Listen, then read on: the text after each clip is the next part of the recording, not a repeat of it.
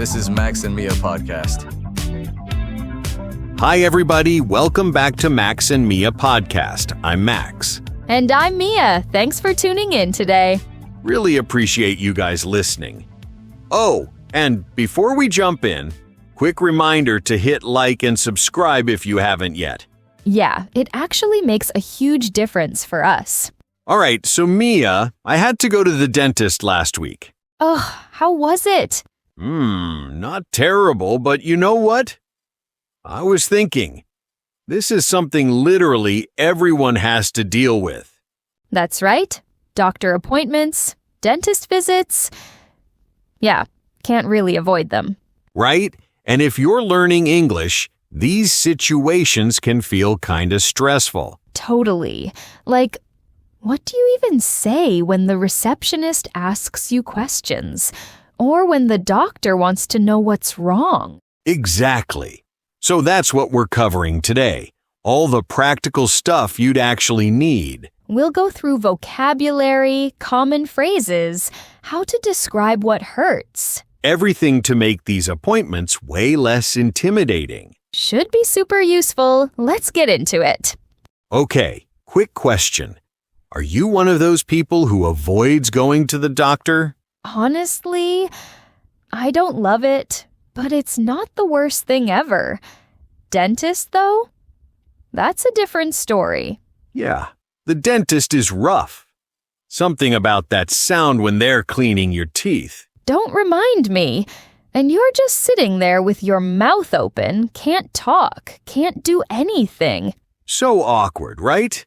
But I guess doctor visits are pretty chill in comparison. You just chat about what's bothering you. True. Although last time I went, I spent like 45 minutes in the waiting room. That's the annoying part. The waiting room is the worst part, honestly. You're just sitting there forever. And then the appointment itself is like 10 minutes. Right? But I guess these days you can book appointments online, which helps. Yeah, way better than calling. I'm terrible at phone calls. Same here. All right, let's get into some useful language for these situations. Great, because even if your English is pretty good, medical stuff can throw you off. So, let's start with scheduling. When you need to make an appointment, you might say, "I'd like to schedule an appointment," or just, "Can I book an appointment?" And if it's urgent, you can say, "I need to see a doctor as soon as possible." Or, "Do you have any openings this week?" Good one. Now, when you actually get there, the receptionist will probably ask, "What brings you in today?" Which basically means, "Why are you here?" It's just a more polite way to ask. Right. So you could say something like, "I've been feeling sick," or "I have a really bad toothache." Speaking of pain, let's talk about describing symptoms. You've got words like ache. That's a dull, continuous pain. Like headache, stomachache, backache. Exactly. Then there's sharp pain. That's sudden and intense. Or you might say something is sore. Like, "My throat is really sore." Another useful one, swollen. If something is bigger than normal because of inflammation. And here's a phrasal verb that comes up a lot. Come down with something. That means you're getting sick. Yeah, like, "I think I'm coming down with the flu." Or "I came down with a cold last week." Now for the dentist specifically, you've got cavity, which is a hole in your tooth from decay. And filling, that's what they put in to fix the cavity. If you need a cleaning, that's called a checkup or routine cleaning. And hopefully you won't need this one, but root canal, that's a procedure for infected teeth. Yeah, nobody wants that. Another expression, to be under the weather. It means you're not feeling well. Like, "Sorry, I can't come in today. I'm a bit under the weather." And the last one for now, to feel off. That's when something just doesn't feel right. but you can't explain exactly what it is. Yeah, like, I've been feeling off all day. All right, that's a solid start. These will definitely help you navigate those appointments. Now, let's hear how this actually sounds in a real conversation. We've got a dialogue between a patient and a dentist. Listen carefully to how they use some of the vocabulary we just covered, plus some new terms. After this, we'll break down what happened. Here we go. All right, Sarah, you can sit up now. I've finished the examination. How does everything look? Well, I've got some good news and some not so good news. The good news is that your overall oral hygiene is pretty decent. You're doing a good job with brushing. That's a relief. What about the bad news? I found 2 cavities, one on your upper left molar and another on your lower premolar. Seriously? But I brush twice a day. I believe you. Cavities don't just come from poor brushing, though. Diet plays a huge role, too. Do you drink a lot of sugary drinks or snacks throughout the day? I mean, I have coffee with sugar in the morning and maybe some candy here and there. That could be contributing to it. When sugar sits on your teeth, bacteria feed on it and produce acid, which eats away at the enamel. Right, that makes sense. So, what do we need to do about these cavities? We'll need to fill them. The sooner we take care of it, the better. If we wait, they'll just get deeper and could reach the nerve.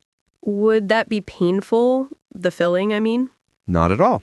We'll use local anesthesia to numb the area completely. You won't feel anything during the procedure. How long does it usually take? For 2 fillings, probably about an hour total. We can do both in the same appointment if you prefer, or split it into 2 visits. I'd rather just get it over with in one go if that's possible. Absolutely, we can do that. I'll have the receptionist check my schedule, and we'll find a time that works for you. Sounds good.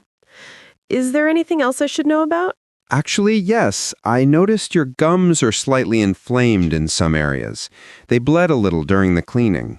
Is that serious? It's early-stage gingivitis, nothing to panic about, but we need to address it before it gets worse.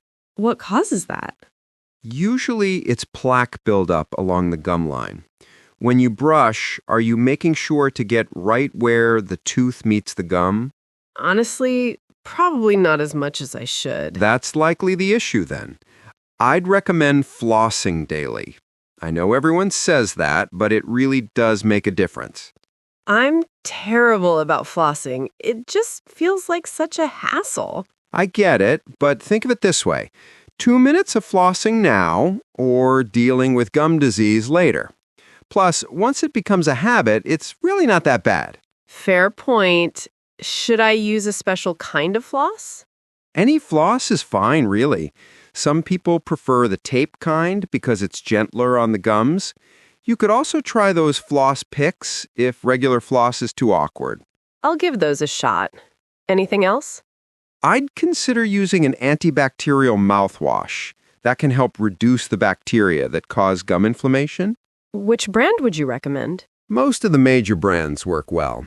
Just look for one that says it fights plaque and gingivitis on the label. Got it. So, fillings and better flossing. Anything about my wisdom teeth? My friend just had hers removed and it sounded awful. Let me check the x-rays again. Your wisdom teeth actually look fine. They came in straight and there's enough room in your mouth, so you don't need to worry about extraction. That's a relief. She was miserable for like a week. Yeah, wisdom tooth removal can be rough. But in your case, as long as you're keeping them clean and they're not causing any issues, we can leave them alone. Perfect. So when should I schedule the filling appointment? Ideally within the next 2 weeks. We don't want to give those cavities more time to grow. Makes sense. And after the fillings, how long until I can eat normally?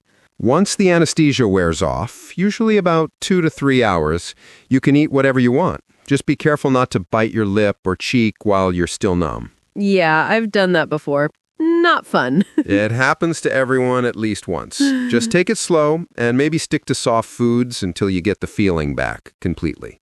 Will the fillings be noticeable? Like, will people be able to tell? Not at all. We use tooth-colored composite resin that matches your natural teeth.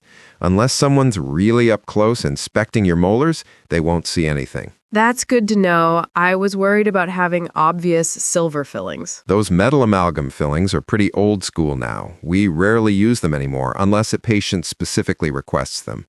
Is there anything I need to prepare for the appointment? Nothing special. Just eat beforehand since your mouth will be numb for a while afterward.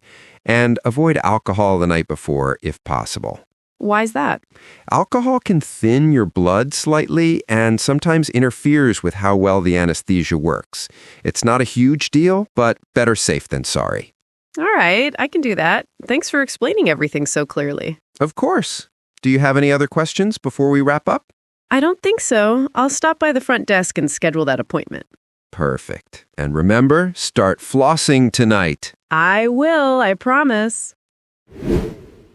All right, so that was pretty realistic, right? Yeah, very natural.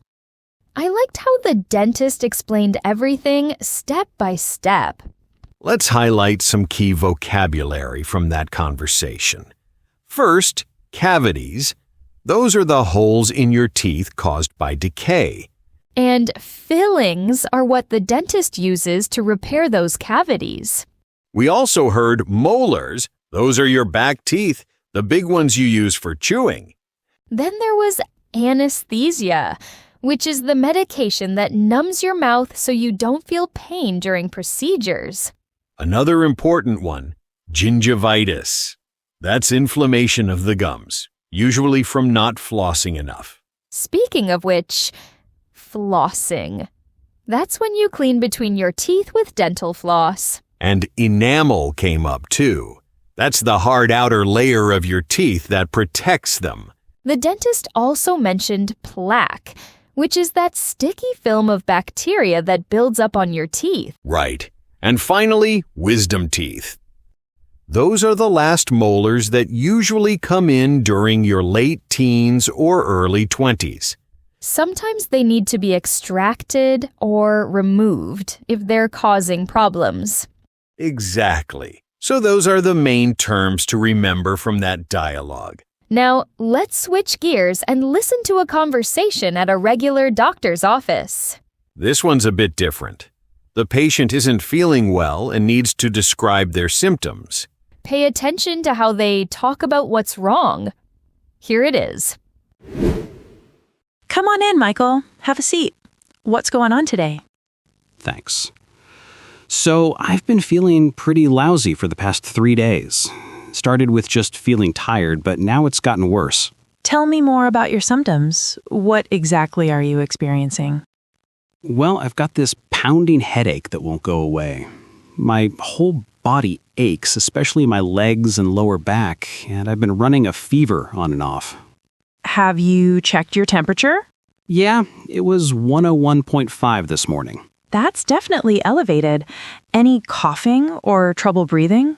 A little cough, but nothing too bad. More annoying than anything else. What about your throat? Is it sore? Actually, yes. Swallowing hurts a bit. I didn't think much of it at first, but it's been getting more painful. I see. Any nausea or stomach issues? No, my stomach's fine. I haven't had much appetite, though. That's pretty common when you're fighting off an infection. Are you taking any medication right now? Just some ibuprofen for the headache and fever. It helps a little, but not much. How often are you taking it? Every 6 hours or so, like the bottle says. Good. Let me take a look at you. Open your mouth wide and say ah. Ah. Your throat is quite red and swollen. I can see some white spots on your tonsils too. Is that bad? It suggests a bacterial infection, possibly strep throat. Let me check your lymph nodes. This might be a bit uncomfortable. Ow. Yeah, that's tender. They're definitely swollen. That's your body fighting the infection. I'm going to do a rapid strep test to confirm. It only takes about 5 minutes. Will it hurt? Not really. I just need to swab the back of your throat. It might make you gag a little, but it's quick. All right, let's do it. Open wide again. Perfect. There we go. All done. Now, we wait a few minutes for the result. So if it's strep, what happens?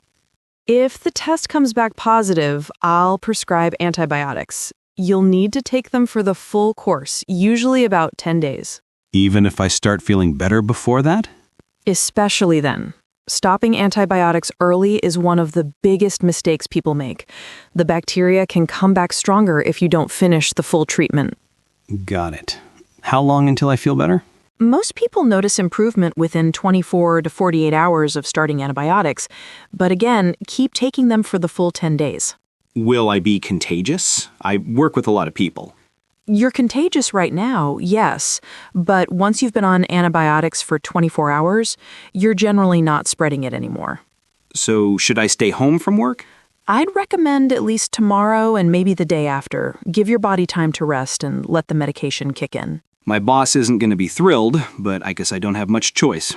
I can write you a note if you need one. Health comes first. That would help, actually. Thanks. No problem. Let me check that test. Okay, it's positive for strep? So it's definitely strep throat. Yes.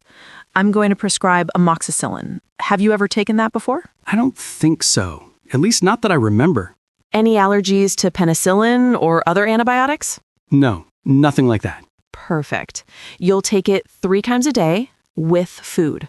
Try to space it out evenly, maybe morning, afternoon, and before bed. Why with food? It can upset your stomach if you take it on an empty stomach. Eating something helps prevent that. Makes sense. Anything else I should avoid? Alcohol? Definitely. It can interfere with the antibiotic and make side effects worse. No problem there. I feel too crappy to drink anyway. Good attitude. Also, make sure you're staying hydrated. Drink plenty of water, tea, or soup broth. What about the fever and body aches? Should I keep taking ibuprofen? Yes. Continue with that. You can alternate with acetaminophen if the ibuprofen alone isn't cutting it. Just don't exceed the recommended doses for either one. How do I alternate them? Take ibuprofen, then 3 hours later take acetaminophen, then 3 hours later ibuprofen again. That way you're getting relief every few hours without overdoing it. That's smart. I wouldn't have thought of that. It works well for managing fever and pain. Also, gargling with warm salt water can help soothe your throat. Really? That actually works. It does. Mix about half a teaspoon of salt in a glass of warm water and gargle a few times a day. I'll try that.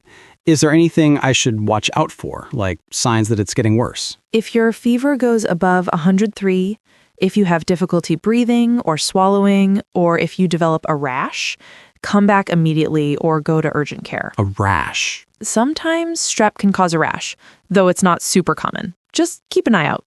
All right. When should I feel normal again? Most people are back to their usual selves within a week, but listen to your body. Don't push yourself too hard too soon. I tend to do that. I hate sitting around doing nothing. I know it's tough, but rest is part of the treatment. Your body needs energy to fight off the infection. Fair enough. Should I follow up with you or just wait and see? If you're feeling significantly better after a few days, you don't need to come back. But if symptoms persist after 5 days on antibiotics, give us a call. Sounds good. I really appreciate your help. That's what I'm here for. I'll send the prescription to your pharmacy right now. You should be able to pick it up in about an hour. Perfect. Thanks again, Dr. Patel. Feel better, Michael. And remember, finish all those antibiotics. I will. See you hopefully not too soon. That was really helpful. You could hear how the patient described everything clearly.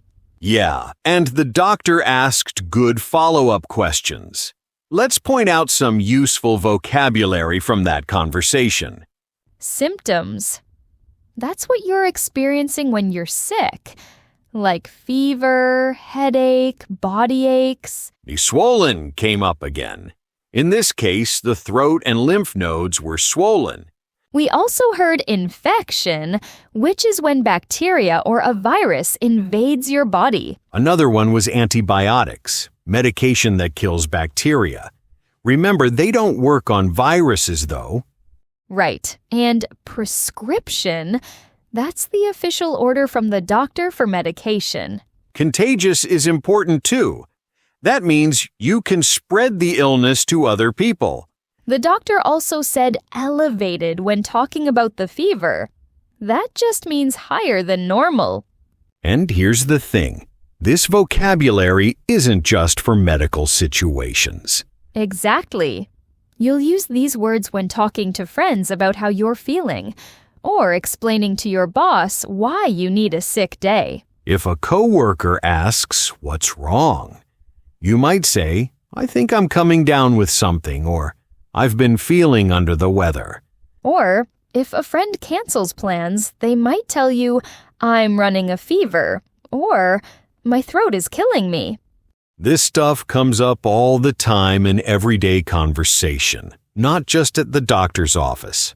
So even though we focused on medical appointments today, you're really learning language that'll help you communicate better in tons of situations. All right, that's going to wrap it up for today's episode. We hope this was useful.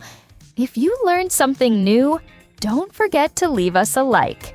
And subscribe if you want more episodes like this one. We'll be back soon with another topic. Until then, take care of yourselves. And maybe schedule that dentist appointment you've been putting off. Good advice. See you next time. Bye, everyone.